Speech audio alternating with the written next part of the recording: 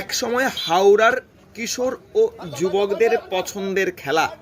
সব খেলার সেরা ছিল শহরের বা সব থেকে বেশি পছন্দের ছিল এই খেলা। বর্তমানে এই খেলা নতুন প্রজন্মের কাছে অচেনা প্রায়।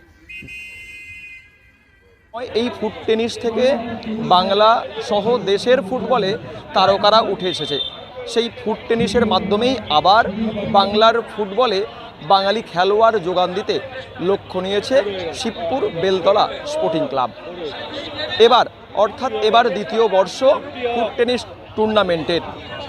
এই ফুট টেনিসের মাধ্যমে ফুটবলে বাঙালি খেলোয়াড় উঠে এসেছে, যারা দেশকে নেতৃত্ব দিয়েছে। সেই লক্ষ্যেই আবারও ফুট টেনিস। এবার বাংলার ফুটবল ইতিহাসে হাওড়া জেলার উজ্জ্বল নাম, আর সেই উজ্জ্বলতার অন্যতম দিক হলো এই ফুট টেনিস খেলা। এই ফুট টেনিস খেলা থেকেই বাংলার ফুটবল প্রতিভা উঠে আসার একটা দিক।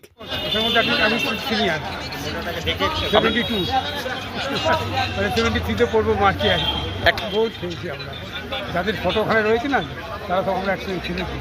আপনার সমস্ত একসঙ্গে যাদের সব একসঙ্গে কেমন তার জন্য ওই জন্য আর দৌড়ে এসেছি খেলার জন্য। শরীর ভালো নয়, তবু খেলতে এসেছি। না থাকি এখানে থাকি, একটা ভালো জিনিস হচ্ছে, একটা মহৎ উদ্দেশ্য। অন্তত 40 বছর বাদে ভাই সময় ছোটবেলায় তো ফুট টেনিস হাওড়ার সমস্ত জায়গা ফাইনাল বেস্টও পেতাম, সব মাঠেই প্রায় ছোটবেলা কেটেছে। আর যখন অপুরতলে খেলি, মন্দিরতলা, বেলতলা, অবসর, এই তিনটে মাঠে প্রথমবার ফাইনালে। যখন ফুটবল উন্নতিতে বাংলা সহ দেশ জুড়ে বিভিন্ন উদ্যোগ গ্রহণ করা হচ্ছে, এমন সময় হাওড়া শহরে আবার ফিরে এসেছে ফুট টেনিস প্রতিযোগিতা। এই ফুট টেনিসের মধ্য দিয়েই ফুটবল উন্নতি ঘটবে, উদ্যোক্তারা এমনটাই জানাচ্ছেন। এই ফুট টেনিস খেলা বা এই ফুট টেনিস অনুশীলন করে ফুটবল খেলায় বাড়তি সুবিধা পাওয়া যায়। এই মাঠ থেকেই একাধিক প্রতিভাবান ফুটবলার উঠে এসেছে। হারিয়েই গিয়েছিল। ফুট টেনিস এমন একটা খেলা যে আমরা যখন কিশোর বয়সী, সেই সময় এটা আমাদের হাওড়া শিবপুরের একটা প্রধান খেলা ছিল বলা যায়।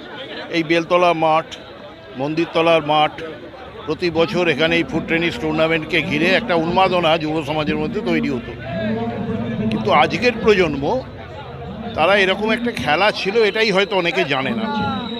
দ্বিতীয় কথা হচ্ছে, এই ফুট টেনিস খেলা থেকে পশ্চিমবাংলায় বহু নামী ফুটবল খেলোয়াড়, তারা এই ফুট টেনিস থেকেই কিন্তু এদের উত্থান। নাম করে শেষ করা যাবে না। এবং আপনি জানেন যে 5 জন ইন্ডিয়ান ক্যাপ্টেন হাওড়া জেলা থেকে রিপ্রেজেন্ট করেছে, এদেরও ব্যাকগ্রাউন্ড কিন্তু ফুট টেনিস। তা আমাদের মনে হলো বেলতলা স্পোর্টিং ক্লাবের পক্ষ থেকে একটা সময় যে যারা ফুট টেনিস খেললেন তারা কিন্তু সেইভাবে কোনো রেকগনিশন পাননি, কারণ এটা একটা সেই অর্থে কি বলবো, একটা রেজিস্টার্ড খেলা ছিল না। কিন্তু তাদের মনে রাখার জন্য আমরা প্রাথমিকভাবে সমস্ত পুরনো ফুট টেনিস খেলোয়াড়দের একটা জায়গায় জড়ো করলাম। জড়ো করে তাদের একটু স্মৃতিচারণা হলো। তারপরে তাদেরই প্রস্তাব মতো যে এটাকে আবার রিভাইভ করা যায় কিনা, নতুন করে এই খেলাটাকে আবার চালু করা যায় কিনা, তার একটা উদ্যোগ। প্রথম বছরের পর এবার দ্বিতীয় বর্ষে আরও জাঁকজমক। শহরের বিভিন্ন মাঠ দাপালো এক সময়ের প্রতিভাবান ফুট টেনিস খেলোয়াড়। সেই খেলা দেখতেই দর্শক আসনে ভিড় জমালো মানুষ। হাওড়া থেকে রাকেশ মাইতি, লোকাল 18 বাংলা।